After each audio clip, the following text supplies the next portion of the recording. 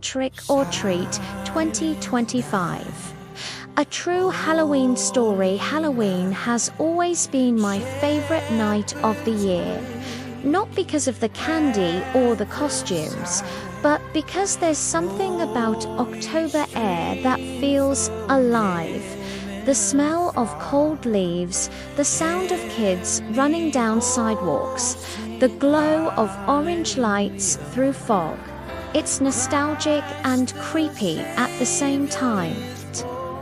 But last year, Halloween didn't feel like Halloween. Not in my town. Not in Willow Creek. I was 17 at the time, a senior, and my friends and I had this stupid idea, a Halloween challenge for TikTok. It was supposed to be harmless. You know how it goes, a little adrenaline, a spooky house, a few laughs. Except this time we picked the wrong house. The house in question was number 19 on Juniper Lane, an old two-story with flaking white paint, boarded up windows and a yard full of weeds. Everyone in town knew it as the Halloway house. No one had lived there for decades. No lights, no decorations, no sounds. Just this constant feeling that someone was watching from behind the curtains. Kids used to dare each other to run up and touch the porch, but nobody ever made it past the gate. That Halloween night though, the street looked perfect. Every porch was glowing orange. Families were out with their kids, people handing out candy, plastic ghosts swinging in the wind. But at the far end, number 19 stood completely dark. No lights, no movement, just there like a hole in the street. There were 4 of us that night, me, Jess, Ethan, and Maya. Jess was recording on her phone, dressed as a vampire.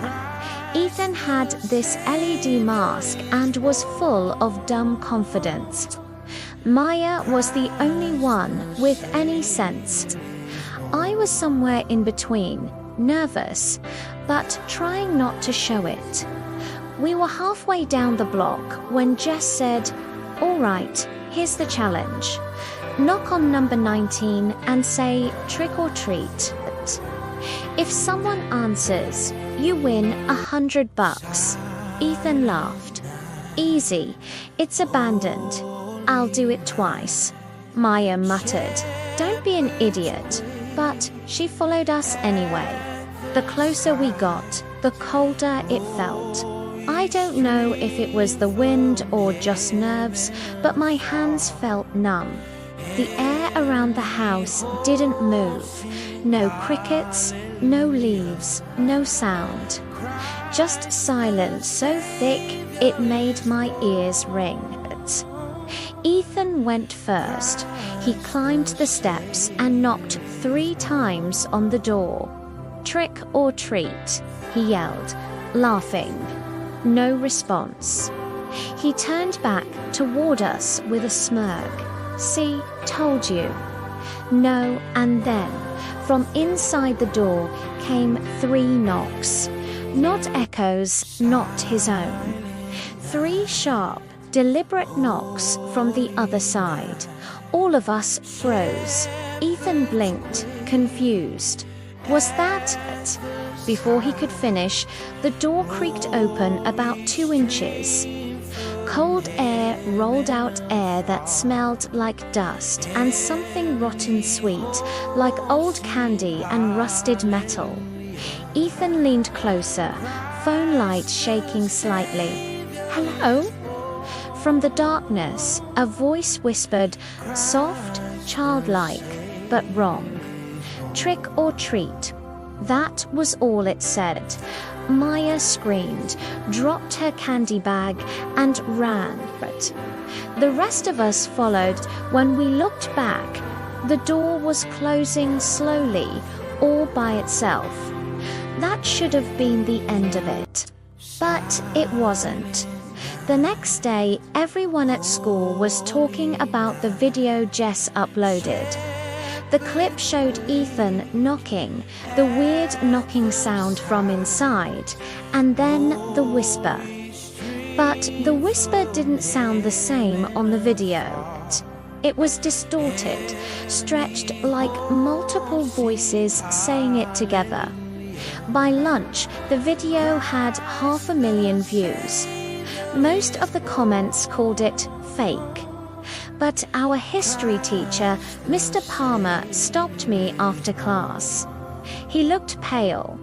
"You went near the Holloway house, didn't you?" I didn't even know how he knew. I nodded. He sighed. "That house isn't abandoned. Not really. It's cursed." The Holloway family used to live there. They were obsessed with Halloween. They'd throw a block party every year. But in 1968, something happened. They had a game called Trick or Treat, where neighborhood kids would come inside for prizes. 13 kids went in. Only one came out. I laughed at first. It sounded like one of those small-town legends. But then he said the survivor was their son, Peter. He said the others weren't gone, just changed. He said they wanted new faces for next year. I felt my stomach twist. Palmer looked serious. "Don't go back there. They wait for people to knock." I tried to laugh it off, but that night I couldn't sleep. Every time I closed my eyes, I heard those knocks again. A few nights later, I woke up to a sound at my window. It was 3 a.m., dead quiet outside. I looked out and saw something hanging from my doorknob downstairs. A small orange paper bag. It was the kind kids use for candy, only this one had my name written on it. I went down, opened the door, and picked it up. Inside was a wooden mask, small hand-carved, painted to look like a smiling face, but it wasn't plastic or cheap. The surface was warm, like skin. There was a note inside. Trick or treat. I froze. The next day, Ethan texted me. "Dude, I got one too. Jess and Maya did too. Each of us had a different mask, one crying, one laughing, one silent." That was when I started getting the messages. A random number sent me the video Jess took that night, but longer. It showed us running away, and then the camera turned back toward the door. The door opened again, and a small child's face looked out. A face wearing one of those masks. We met again on Halloween night, exactly 1 week later. Ethan wanted to burn the masks, but nothing would catch. Not fire, not water. Maya wanted to destroy them, but when she tried breaking hers, she said she heard whispering, her name coming from inside the wood. Jess said, "Let's just go back and end it." So we did. Number 19 looked exactly the same, but the front door was wide open this time. Candles flickered inside, forming a circle on the floor. We should have turned around right then, but we went in. The air was thick and cold. The living room looked like it had been frozen in 1968 dusty bowls of candy. Faded decorations, happy Halloween banners hanging limp. The only thing new was what someone had carved into the wall. The game never ends. Then the front door slammed shut behind us.